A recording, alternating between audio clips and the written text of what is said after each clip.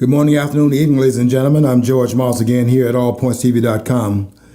Also, WFOV 92.1, and we're very glad that they are with us as our partners here at the studio, and we are coming to you again on Monday. We tape from 2 to 3, and we air again on WFOV at 12 o'clock on Saturday. I want to thank again Mr. Paul Herring, who is one of the visionaries in the city of Flint, and I want to thank him for partnering with us here at allpointstv.com, and we're very happy to have that partnership because those two networks, I think, are going to make a lot of noise over the long run here in the city of Flint and in Genesee County. Today we're going to do a program right before the primaries that are coming up on the 7th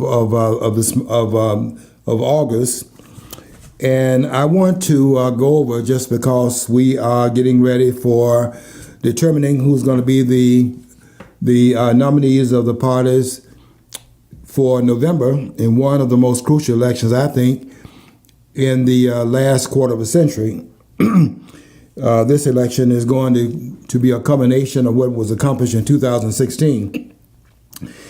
And if we drop the ball now, then what we accomplished in 2016 and electing a transformative president will possibly be undone. So then the election that we have coming up, both on the state level and also on the national level, you're going to hopefully continue what we have going on in the country. And I think that that is a transformative administration in Donald Trump's administration. And I think that we've got to understand that it's now or never. We'll either break out of this two-party paradigm now, or we'll never break out of it. I think that the Trump administration, Trump's term in office so far is showing how much these people are in bed with each other. There are some reasons why you'd want bipartisanship, but again, I'll repeat this again. Trump is the first third-party candidate, even though he was officially labeled as a Republican. His own party, I don't think you could have how many people actually would say said anything nice about him, his own damn party. So, I'm sorry to say that, but it's like these people, they say, okay, you can play this, we can play that, but in private, we're going to actually do this, and we're benefiting. They have no desire to look out. Dianne Feinstein, worth millions of dollars, right, at a pay scale of $170,000 a year. Multi-millions. Right. So do not begin to tell me the Democrats are for the working class. Matter of fact, I'd say if the bulk of the working class if the Democrats were actually meet people of the working class, they'd be appalled and actually feel like they'd have to shower if they had to be forced to shake their hand. That's the way I think about the Democratic Party and their alleged allegiance to the working class. I think it's all farce. It's all hype. John, I couldn't agree with you more. The idea of these politicians being for the American people is one of the biggest jokes in town, and one of the most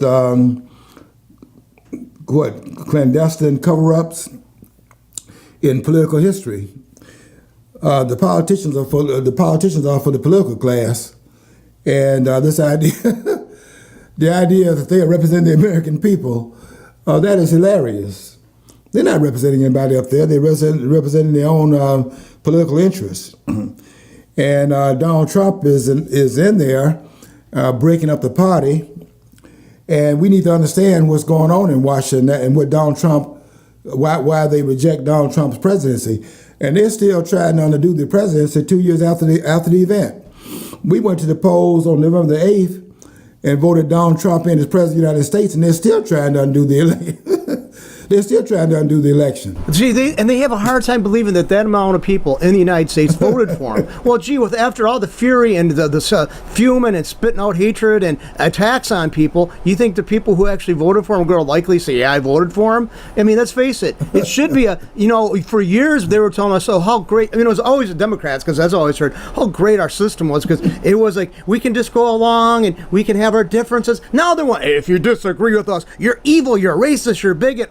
Okay, prove me why I should vote against my perceived own interest. Show me where I will benefit from it. Because if you're not benefiting it from your vote, If you're not going to draw some benefit from it and you're trying to sacrifice yourself, you're a moron. John, you're making another excellent point. They cannot believe, they absolutely cannot accept that 2 years ago in November 2016, they just cannot believe the American people went to the poll and voted against the Democratic standard bearer. This is one of the insiders, have been up there 30 years. And the people went to the poll and voted against the political class in this country. And they cannot believe that, and they refuse to accept it. They've tried everything to undo the election. When it was clear that Donald Trump was going to come out on top and that the people had gone to the polls and repudiated the other poll, the polls that didn't count, telling us that Donald Trump was done in by Hillary Clinton and that he had no shot, he had no chance of winning, and the people went to the poll to prove him wrong. They didn't want to accept that. And the day after the election was over, they started trying to undo the election. First of all, talking about having a recount. They just cannot get in their mind how much the people out here in the boondocks, not in the Beltway, but in the boondocks, how much the people in this country despise the ruling class of this country. And they've been trying to find an alternative to the rulers of this country almost ever since there's been an exception of the government in the United States, starting back with the second administration. They were trying, you look at what they did with going back to John Adams. After George Washington, who is, by the way, the only great president this country has produced, we've had some transformative presidents. We've only had one great president, and that's George Washington. The rest of them have been mediocre at best. And some of them, when I say transformative, I mean that they came in and did some things that were transformative. That does not mean what they did. They did things that were on the positive side or even were constitutional. Abraham Lincoln was a transformative president, but he was not a good president, and he was not a great president, as they're trying to say that this man was the greatest president this country has produced. This man was a statist, and the one that took the country and transformed it from what it was intended to be by the framers and turned it into something it was not intended to be.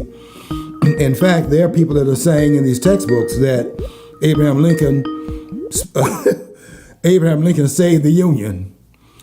Abraham Lincoln didn't save the Union. Abraham Lincoln destroyed the Union and then set another Union up in its place. And I'll hopefully go into some of that before we get off the air today. But what I really want to talk about, given the fact that we have the primaries coming up on the 7th, I want to talk about this this survey that I got from the Republican Party. They said the survey is called Truth About Republican Survey. Now, when I saw the word truth in the same statement with one of the parties, and it could have been the Democratic Party, been the same thing. Truth About Republicans Survey, as if, in other words, the survey is trying to frame how we're supposed to look at the survey. So this survey is about the truth about Republicans. That's a survey that says Truth About Republican Survey. There are 19 questions in the survey. I put an asterisk mark by 10 of them. And I'm going to read these 10 that they want us to tell them how we feel, because if we tell them how we feel, they're going to make sure they write this stuff down, put it in the database, have it in the computer, and pull it out so when they get ready to vote on these matters in the Congress, they can pull the survey out and make sure they are voting within the will of the American people. Now I am not going to waste my time in sending the survey back in. You can believe that, because I know that all this is mockery. All this is mockery of the American people. So let me read Let me read some of the questions they have in the survey, because what they're trying to do, they know that in the Republican Party that Donald Trump has a 90 some odd percent, probably around 92% support in the Republican Party. In fact, Donald Trump is transforming the Republican Party. The Republican Party is now Donald Trump's party. And so these questions they sent out in the survey, indicate they're trying to ride on the coattails of Donald Trump because of the election coming up in November, and also the primaries coming up on the 7th. And they're trying to get in front of the voters as if they are trying to find out how we feel, because how we feel, that's what they're going to carry out now in terms of how they carry out the political discourse in the country, and our opinions matter. So here's the survey. The question one: do you support Republicans in Congress in their efforts to institute President Trump's conservative agenda for America? Now, they could have said, do you support President Trump's conservative agenda for America? And that would have been a question. But look how they embedded it in terms of the Republican Party. Do you support Republicans in Congress in their efforts to institute President Trump's conservative agenda for America? I want to answer the question that should have been asked. Do you support President Trump's conservative agenda for America? The answer to that question is yes. Do I support the Republicans in Congress in their efforts to support Donald Trump's conservative agenda for America? I don't see any support for the agenda that Donald Trump has for America. What I see in Washington among the Republicans, and you can call Ryan and some of them rhinos. They're all rhinos. They're all Republicans in name only. I've said a number of times in this program, there are no Republicans in the Republican Party. And when I say Republicans in the Republican Party, I don't mean that there are no person in the party that call themselves that. I'm talking about what the word Republican means. As indicated in Article 4, Section 4 of the Constitution, where it says that every state is guaranteed a Republican form of government. And we don't have a Republican form of government in any state in this country. And we certainly don't have a Republican form of government on the national level where the voices of the American people have been muted. So when they say, do you support Republicans in Congress? I don't support Republicans in Congress, and I don't support Democrats in Congress. I think we ought to I think we ought to do what Peter Stryker said. Schweizer said, throw them all out. We either throw the Democrats out, throw them out first, because they're the worst. And then after they throw the Democrats out, turn around and throw the Republicans out. So I don't support the Republicans in Congress or the Democrats in Congress. I support the transformative president that we have that's turning things around, and as much as he can, trying to return power back to the American people where it belongs in the first place. We, the people of the United States, in order to form a more perfect union. Then say we, the politicians, establish justice. We, the people, establish justice, ensure domestic tranquility, provide for the common defense, promote the general welfare, and secure the blessings of liberty to ourselves and our posterity. And it said the people ordain and establish the Constitution for the United States of America. It has nothing to do with the politicians.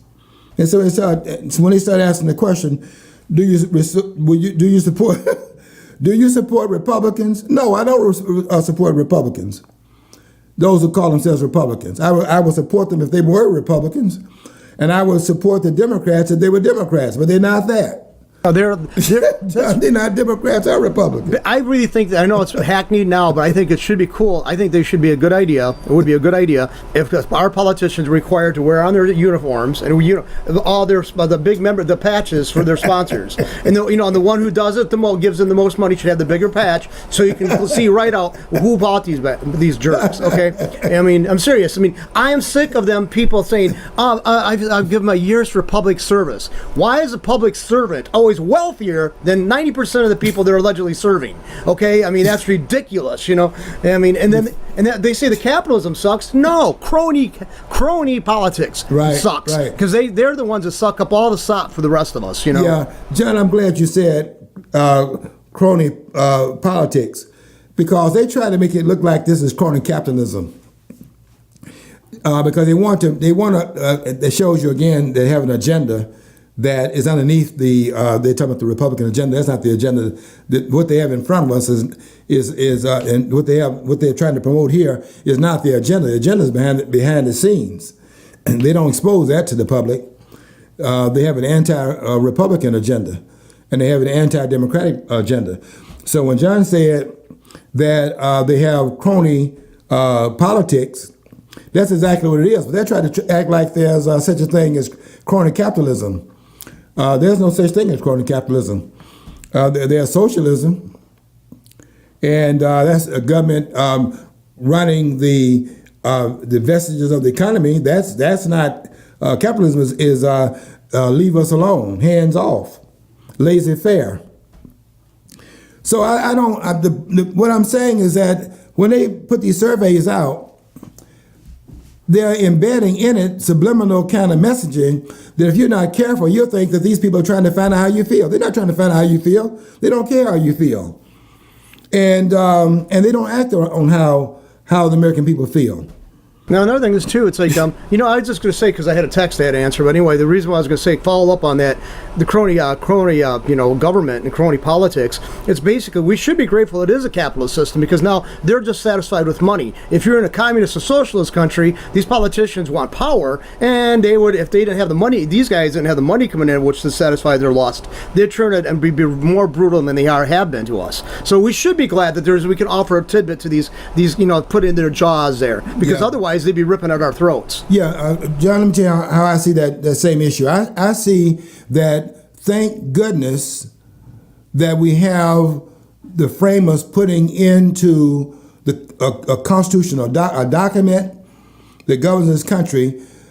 Thank goodness that we had the framers at the foundational moments of the country put in certain restraints so that these politicians have to at least pay homage publicly to what is written down in the documents that is supposed to be there to restrict their power, so that they at least have to act like they respect the limits upon their power. Now, we know they don't respect the limits on their power, but at least they have to pretend that they respect the limits. Kavanaugh is saying that he will, and that's what Obama said, that I will obey the Constitution. Does anybody believe that Obama was obeying the Constitution? This man was one of the biggest violators of the Constitution. I know people don't like me saying that, but that's exactly what happened during the 8 years of this man's administration. And the country should celebrate the fact he's no longer in power. Obama was an outlaw as far as the presidency is concerned, and really, this man was a usurper of black people's history, running for president. I was having this discussion 2 days ago. Somebody was telling me that they considered Obama to be a black president. I was saying that if Obama was a black president, then Obama was not eligible to be president because his father is Kenyan. And Obama's citizenship is based upon his mother. His mother is the American. And if he's running as a black president, running as a nominee for president as a black person, then based upon the fact that he is his father is in another country, Not to say that Obama is born in another country, but his father was never naturalized in the United States, was never an American citizen. And therefore, if Obama is running as president, Obama is a white president. Maybe you can go by the shade. Well, besides, if you just don't look at it, if you don't look at even his skin color, but if you look at the way he was socialized and the way he was brought up and what his exposure was, nowadays that'd be could have called white privilege because he went to top name schools and he didn't have the money to do that. So I like to know, I don't, if he was such from his mother's side of the family that were a communist leaning or sympathetic to communists, so how did they get that kind of cash to send him into these great prestigious universities? Because they're not cheap. So I mean, again, this guy he's got the skin color that actually allows him to get away saying he's black, but then he has never, I don't see where he ever actually knew that a large body of black people growing up. Yeah, and John, Obama, well, that's the first fraudulent claim that Obama made, standing on those steps of the State House in Springfield at the old State House building where Abraham Lincoln and Stephen Douglas did one of their 7 debates in 1858. For Obama to stand there on those steps, what he was doing at that point was creating a fraud, grafting the history of blacks in this country onto his campaign and making it appear that the fulfillment of Abraham Lincoln, quote unquote, with the Emancipation Proclamation, the fulfillment of the freeing of the slaves through the pen of Abraham Lincoln, supposedly, and that's a fraudulent claim. But the idea would be that Abraham Lincoln issued the Emancipation Proclamation, and over the period of time, going through all of the vestiges of our history up to the present time, up to 2007, when he's standing on those steps on February the 10th of that year and grafting that history onto himself. The idea was that blacks were freed, and now they are at the apex of their citizenship, and there is Obama running for president. Look how far we've come, and so on. And Obama is the custodian of all of this legacy of black people's history. And this man standing there as a usurper of black people's history, because none of it has anything to do with Obama. I remember during his election, they was actually doing an interview. This was Barack Obama saying this. He goes, they brought up Lincoln. And he goes, well, I don't think he did that much by the Emancipation Proclamation. He says freeing slaves in an area that they had no longer held control of. Then he does what he does. He stands on those steps that you're talking about. So that right there shows it was calculated, because he genuinely didn't believe it, and he expressed that lack of faith or lack of idea, of a fervor right in that one conversation he had with this interviewer. So I mean, and I wish I could pull that up, but I remember reading this in an interview with him. You're exactly right. Obama will go down, when the history is written about the Obama administration, it will go down in history that Obama pulled one of the biggest frauds on the American people. Not only the fraud in terms of making this usurping the history of blacks in this country, but also running a campaign put together by David Axelrod, in which they did this soundbite: change you can believe in, without talking about what kind of change you were talking about. And everybody just grafted their own ideas onto it.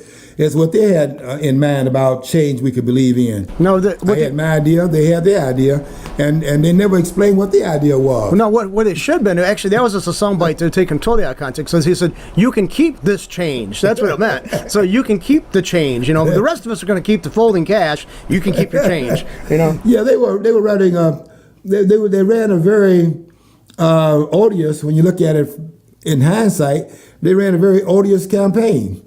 But it worked because the American people were ready.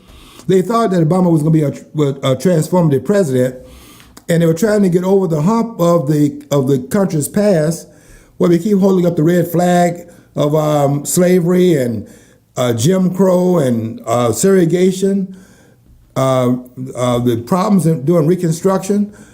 And people were tired of going back and revisiting this every cycle, where racism is brought up as the bugaboo of the country and all of those things. And so they thought Obama would, the way he was running, that he would in fact get in there and we would show that that past has been overcome today. We don't have that same metric to deal with. And that guy got in there, covered up his identity, and got in there and became more racialized. You couldn't tell the difference in the racialism during his campaign than it was under George Wallace. It just it just that the color was different. But okay, it's time to take a break. 92.1. Glad that you're with us. We'll see you in about 4 minutes. And I think you're coming back in 4 minutes after your hiatus in terms of the commercial breaks at the radio station, 92.1. We're going to go on what we're saying here. People are surprised to find out the way I come down on Obama today that I voted for this man in 2008. And I did vote for Obama in 2008. I did not vote for him in 2012. You can believe that. But in 2008, I voted for him because I thought, not that I believed anything he was talking about, but I voted for him because I thought just by the mere fact we have a man that says a black president, that we would therefore be able to go on with some things that are blocking black America from advancing because black people act like they can't move because they are paralyzed by racism. And I thought by having Obama up there emoting that he's a black man, a black president, that would in fact put to bed this idea that racism is holding us back. And we would be able to put that to the side, and then black folks would be able to embrace their citizenship a lot more and then go on with what they have to do to, in fact, establish themselves as full-fledged members of the society by making better use of their resources in this country. And I'm talking there about the $1 trillion that black people earn every year in the United States, began to organize their money like the other groups do. I mean, black people pool their vote. And black people are the only voting bloc in this country that pool their vote. Blacks are the only voting bloc in this country. Everybody else vote, in terms of making use of the two-party system. And some people don't even vote at all. The Japanese don't even go to the polls. And that's what I was just saying. John, have you seen the Japanese in line? The thing is, in Flint area, we do have kind of a deficiency in some other, and I see more of it like in Flint Township. I see more people from what I think is probably Asia. I mean, I didn't know how recent arrivals. I didn't sit down and talk to them and find out they're just recent arrivals. But I mean, I see people who appear to be Asian and more like to Flint Township, like in the area you live at, like in the malls and the stores and stuff. And but it just seems that yeah, it seems. What I was going to say though, it's like the Democrats still depend on this sense of victimization and this to create this cohesiveness among the black community, and the blacks don't seem to willing to analyze if their lot's been bettered by this association. They just have this, they lockstep, and I think it's kind of, they're still complaining. Flint and Detroit has been run by Democrats for bloody decades, and I don't think these communities done better under that kind of leadership. No. And guess who's affected by it? Minority, largely black minorities. Look what they're doing. Right. You've been reading about what they're doing in Chicago right now. Oh yeah, it's horrible. I mean, Rahm Emanuel, okay, he's an elitist. I mean, and they voted him in because he thought I don't see where he's at any kind of common core or commonality with any of the people in Chicago. I mean, I'm not black. I don't know black or white. He's an elitist snob. Like a snob. In my opinion, he is like he's not approachable. He's not. I don't think he's down to earth at all. He's got this arrogance that comes through loudly, and yet they voted him in. I don't understand it. Yeah, I like to have a recount of that vote. We know about the machine in these urban cities. I don't have any definitive information about the election, but we know the Daley machine is still operative in Chicago, and I don't know about these urban cities having these outcomes. Rahm coming out of Obama's administration and running for the governor of Illinois, that Obama came out of the state of Illinois, and he goes into Illinois and then becomes the mayor of the largest city in the state. It's a lot of questions to be raised here about these elections. We talk about Russian influence of the elections. We be talking about the untoward influence in these elections by people inside this country. I'm glad you're back from allpoints.com. I'm glad you're back from 92.1, and I want to thank you for coming back from your break. we're still ranting about the way the politics in this country operates, and I hope you understand my position. There's no representation of government in this country by these politicians. We're not represented in the body politics in this country. The elite are representing themselves, and I want to see. Really, what I want to see is something that's beyond the paper. You can send these surveys out all you want to. But in terms of Republicans sending a survey out to find out how we feel, or Democrats sending a survey out to find out how the American people feel, they don't give a rat's tail. But I'd like to know, see, another thing is I tell people this as we're talking about this, it's basically, they still look at the politicians and set the agenda, tell them what's important to them. And it's like, if you got a working brain cell, or a couple of them, they probably should be getting together and have a conference saying, what's going on in my life and how can these guys help me improve it, the guys I'm supposed to be electing. No, what we do, everybody does it. They seem to they're saying, here's these threats, here's these opportunities for us. Why aren't we seeing that? Why isn't it being driven by the citizenry rather than the elite? Because why are they? And the thing is, they always come up on top regardless of which way it goes for the rest of us. And that should be called out immediately. But we don't. We accept it. We just, oh yeah, they got the nomination. I got to vote because my mom was a union member, so was my dad. So the Democrats told me to vote for this guy. And then they're totally in opposition to what you stated you value. I don't understand that. John, I would like to go back and make a point about the Republican Party and how the Republican Party was set up. You probably are aware that Abraham Lincoln was part of the Whig Party, and once that party had run its course and it had petered out as a party, they set up there was a party that was an opposition party that was set up in 1854, the Republican Party. It was a protest party. Guess what happens when you have a party that is set up and it begins to have some means of support? The elite, the ruling class, the ruling elements of the country, what they do is they co-opt it. They bring the outsider inside the network and incorporate it. The Republican Party was an outside party. They made it an inside party. They brought them from the outside in the inside and made them a mainstream party. This is supposed to be an opposition party to what was going on with the party of Henry Clay. You know, the Whig Party.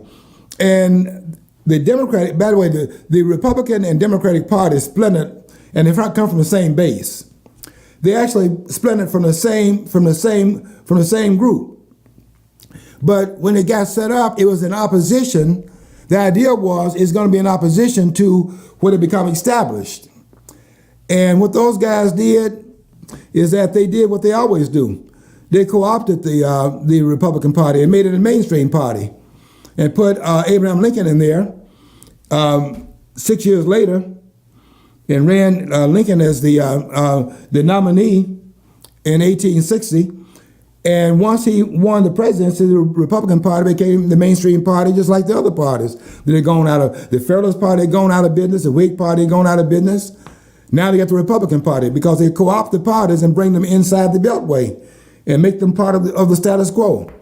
And that's what the Republican Party is right now. There are no Republicans in the Republican Party, as I said earlier. And there are no Democrats in the Democratic Party. These are just names. They don't stand for democratic politics. And the Republican Party doesn't stand for Republican politics. These parties are Republicans in name only, and they're Democrats in name only. So they send out these surveys as another trick in terms of making the American people believe that if we give them our opinion, then they're going to act upon these opinions. So when they ask the question, do you support Republicans? The answer to that question, you can stop right there. The answer is no. I don't support Republicans or Democrats. And it's too bad they can't both lose. But if you ask me, do you support President Trump's conservative agenda? Yes. But I can tell you this, no Democrats support it. in the Democratic Party, they vote everything Donald Trump brings up, even if it's good for the country, they vote against it. Tax breaks. If Trump said air was good, they would say otherwise. I mean, air is good. No, it's not. We've done a study on that. It's like anything just to be contrary. Everything. It's just Everything, John. They are even. Here's Maxine Waters. Maxine Waters is talking about we're going to take the tax break and we're going to which they call crumbs. I guess it is crumbs if you look at how much money they're making on the side up there, because they're not living on their salaries. Those guys are getting graft under the table. We got gangster government in Washington. And Maxine doesn't even live in her district. She lives outside her own district. Outside her own district, John. Would you go to a restaurant where the chef refused to eat his own cooking? I wouldn't. John, it tells me a lot about the constituents that Maxine Waters purports, and I have to say purports because she's not representing anybody either. The Congressional Black Caucus is not representing anybody. Those guys are in there for life terms. None of them ever are defeated, except when they have some scandal that breaks out, like with Corrine Brown in Florida. When they find their fingers in the cookie jar and they're in there stealing and it's now exposed, then you have black people go to polls and get them out of there. And sometimes even that is not enough to get them out of there, because black people vote for Democrats regardless as to the kind of governance that they're getting. I'll give you a case in point. Jesse Jackson Jr., who was another criminal up there, like father, like son. And he had been found using campaign finance. And when he was in fact under indictment and later on was getting ready to go to jail for giving money to his girlfriend, the campaign money to his girlfriend, when this guy was on his way to jail, he got 60% of the vote. And Charles Rangel in Harlem, when he was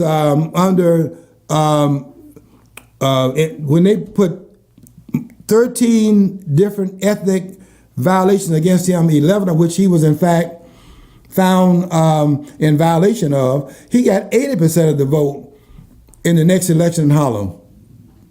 And so Maxine Waters plays that card. She knows as long as she stands up there as if she's representing her constituents and impeach 45, she knows as long as she does that in front of people that can't think. And I know they can't think in that district, because you would think at least they would demand that a person representing them in the district would live in the district. And she doesn't even live in the district. Maxine Waters lives in a district where is 12% black, upper class. There's nothing wrong with being upper class, but I'm saying that she can't get elected in the district where she lives, because why? People are on a higher level. They're not going to elect a person like Maxine Waters representing them and embarrassing them with that nonsense she's talking about. That doesn't fly. So she goes over here where there's another element and runs in that community, and because she's up here doing all these theatrics, impeach 45, they think that this woman's representing them. And they go there and elect Maxine Waters. She has an opposition this time. Let's see what happens in that election. But Maxine Waters is probably the most corrupt person in Washington. And that's saying something, because the whole body is corrupt. This is the Mafia Incorporated. This is the federal government is organized crime, just like De Lorenzo says in his book, Organized Crime, The Unvarnished Truth About Government. We have organized gangsters in Washington. And those of you who think you have Republicans in Washington and Democrats in Washington, show me where there's any evidence of that. These are illusions. So do you support Republicans in Congress? The answer is no. Do you support Democrats in Congress? No. Do you support President Trump's agenda for America? Yes, I do support Donald Trump's agenda in terms of his attempt against the opposition of both parties to make America great again. Here's the second question. In your opinion, is our nation better off with Republicans in control of both chambers of Congress and the White House? The answer to that question is, now we're talking about Republicans now in name only, but do you support the opinion, is our nation better off with Republicans in control of both houses of Congress and the White House? And the answer is, I do support the Republicans, those that are in the Republican Party, in control of both houses of Congress and the White House, only because the Democratic Party is worse. Neither party is worth anything. The Democrats are worthless, and the Republican Party is worthless. And this idea that, I mean, it's too bad they can't both lose, but because some's got to win and some's got to lose, I have to take the one that's going to do the one that's going to do the most damage and put them to the side and vote for the ones that are going to do the least harm. And the Republican Party is least harmful to this country than the Democratic Party. The Democratic Party, by the way, is a treasonous party. The third question: has there been any time during the past year where you have thought that our nation would be better off if Nancy Pelosi and Democrats were in charge of Congress? No. There's not been 1 second where I thought that this country would be better off under these communists. And that's what the Democratic Party is. I mean, it's not, people think it's just Alexandria, Ocasio, Cortez. They think it's just her. But did you see how when she won, how they began to embrace her campaign? That woman didn't know anything about what she's talking about. And look at how the others are now running on, coming out of the woodwork, running on much the same platform she ran on. And that platform is free this, free that, really talking about government control. And that's what they're running on in 2018. And we're going to have to see if the American people are going to reject the socialism that has not worked anywhere in the world. And are we going to repeat the mistakes made elsewhere? Or are we going to bring these mistakes on our shores? And we got a decision to make. Probably the most important decision we made in the last 25 years in this country, last quarter century in this country. Well, see, the thing is, here's just a thought. See, the left likes to go for the mistakes that have been tried over and over again and still get the same, level of success, failure, which is failure. And the right has a tendency to want to go for the, which are supposed to be the conservatives, but they want to try in new and innovative ways to screw things up. So it seems that the roles are reversed. But the left always wants to, let's try. It's never been fully implemented. It's never been implemented the way Marx envisioned it. Yes, it has. Like Trump said, it's been done faithfully, and it still doesn't work. It's insanity to keep on doing the same thing over and over again and get frustrated and furious because you don't get different results. If you're doing the same thing, you're probably going to get the same results. That's amazing to me that people will continue to vote the same way over and over again and be living in these communities. Now they're complaining about how the Democrats have run another city, Chicago in this case, into the ground.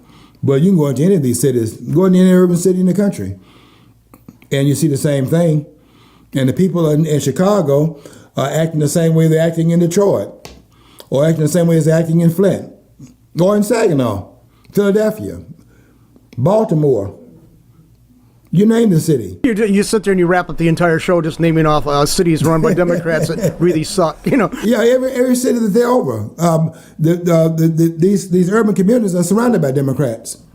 And this idea of walk away, that if that really happens, and I don't mean you got to have a whole cadre of those in the urban cities walk away. If 5% of the people in the urban centers of this country walk away from Democratic Party, the Democratic Party is finished. And that's why they have a stranglehold over those cities. They have to have a monopoly on the black vote in order to win national campaigns. If 5% go the other way, the Democratic Party on a national level is finished. Here's another question. Do you believe and they got the word mainstream in quotation marks. Do you believe the mainstream media gives fair coverage to President Trump, Republican leaders, and conservative policies? Now we know that the mainstream media does not give fair coverage to President Trump. 92% of all the coverage on Donald Trump is negative. And in fact, Donald Trump gave a speech yesterday in Florida. I was wrestling with the channels. I wanted to see what they were doing I was watching Fox, but I wanted to see what they're doing on Chris Matthews' show was on at the same time. So I turned to MSNBC and then CNN. You would not even know the president was speaking in Florida. They didn't even cover it. NBC, they didn't even cover the speech. And so when they ask the question, do you believe the mainstream media gives fair coverage to President Trump? The answer is no. But then they're going to add this part. Republican leaders and conservative policies, tie that in there. They messed the whole question up for me. Because I want them to separate out, since it's the Truth About Republican survey, I want them to separate out the one that really has a Republican orientation, and that is Donald Trump. The rest of these people don't have a Republican orientation, and they're not Republicans. Donald Trump was elected as a Republican president because we put him there, not the cartel, the American people, the representative government, the people that should be represented in this country, the people, we the people of the United States, government of the people, by the people, for the people put Donald Trump into the presidency. And that's why they're fighting. That's why they're fighting Donald Trump. Because the people did it and they didn't do it. Let me read this question. This is another one that I checked off. Do you support reforming the federal income tax system to make it fairer, flatter, and simpler? Folks, you talking about subliminal seduction. Here's what the question should have been, since we didn't have a federal income tax until 1913. The question should have been, do you support ending the federal income tax so as not to make it fairer, flatter, and simpler, but to end the federal income tax to make the Constitution harmonize with the intention of the framers, because the framers didn't have an income tax. The framers did not even have a direct tax in the federal government, unless the tax was in fact proportional to all the states. So the idea that they're going to tax your income, that was not the intention of the framers. And you can go and read Article 1, Section 2, Clause 3 and see that. So do you support reforming the federal income tax to make it fairer, flatter, and simpler? No, I don't support the federal income tax, period. Because the federal income tax, quote unquote, is unconstitutional, the way it was placed in the Constitution. It was never actually ratified. They put it in there anyway. Here's another question. Are you in favor of reducing the federal corporate tax rate? Get this now. To encourage businesses to locate in the United States and help create new jobs. I favor reducing the federal corporate tax rate because I want to reduce the amount of theft the federal government is involved in seizing wealth in this country that is not privy to because it did not earn the wealth. I want to reduce the federal corporate tax. I want to reduce the federal income tax. I want to eliminate these taxes because the only tax the federal government was allowed to have in terms of putting in this coffer was a selling of federal lands and tax on imports, tariffs. That was the only income the federal government had. And when it had that, it wasn't allowed to get in so much mischief that's involved in right now. So I'm in favor of reducing the federal corporate tax rate, and I'm also in favor of reducing the federal income tax to the point of reducing it down to zero. Because what does the federal government have to do with corporations producing a product and the federal government is seizing some of the money as if it's involved in the production of the wealth? So not only reducing it, getting the government's hands off of it. And guess what happened? Guess what would happen to the price of consumer goods? And guess what happened to the employment rate? And you can see that by the fact when they reduced the taxation with the tax cut that they had, which really was a tax transference of the tax into the future, but at least the taxes were cut. Look what happened. Job growth, we got a 4.1% job growth in the United States. And we have more jobs than we have people looking for jobs right now. And that's because we got the government hands out of the coffers of the economy. Look what happened as a result of that. Can you imagine what would happen if the government was completely out of the economy, if we had a separation between the state and the economy as we have the separation of church and state? If the government was separated from the economy, can you imagine how much productivity this country would have? But we don't have that. So are you in favor of reducing the federal corporate tax rate? Of course. And I'm also in favor of reducing the federal income tax to the point of reducing it down to where it should be and where it was prior to 1913. Here are 4 more questions. Should Republicans pass measures to ensure that taxpayer dollars are not provided to nonprofit organizations like Planned Parenthood, whose primary function is conducting abortions? Can I ask you a question, those who put this survey out? What makes you think you have to ask us if we are in favor of putting our money into abortion clinics? Where did you get the idea that we had sanctioned that when Thomas Jefferson was talking about the right to life, liberty, and the pursuit of happiness? So should Republicans pass measures to ensure that taxpayer money will not go toward Planned Parenthood?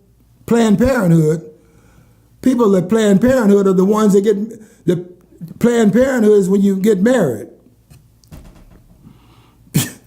You're planning parenthood at the altar. Or when you have a child, you're planning parenthood. Here's another question that they put in the survey. We're supposed to answer these questions.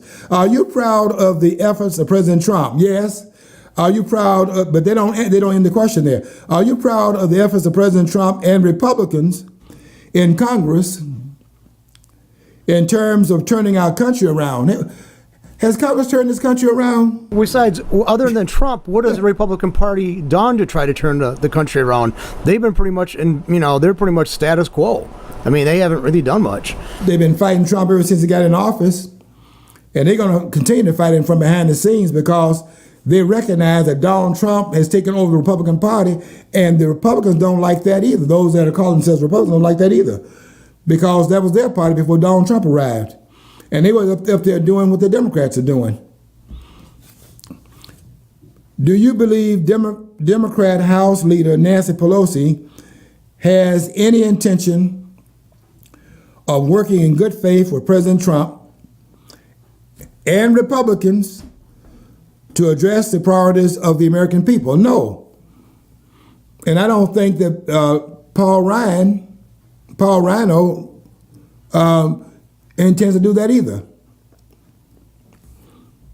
It's a silly question. Do you believe that Democrat House Leader Nancy Pelosi has any intention of working in good faith?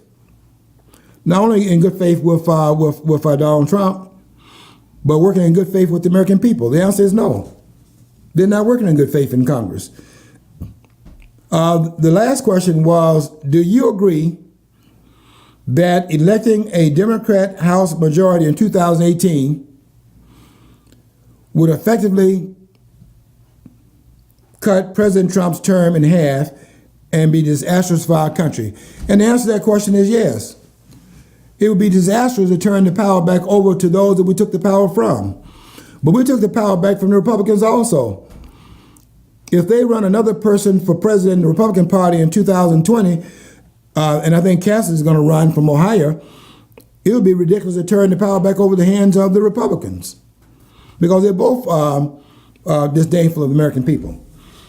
So the question they're raising here is designed to elect Republicans in 2018 is because, and that is a choice we have to make, because the other alternative is worse, not because Republicans are anything. Both parties are bad. Okay, we got the primaries coming up. Pay attention, go to the polls, exercise your right to vote, and let's sustain this agenda of the President of the United States, who's determined to make America great again. Okay, until next week, I want you to follow your dream, because if you don't follow your dream, you'll never know what's on the other side of the rainbow.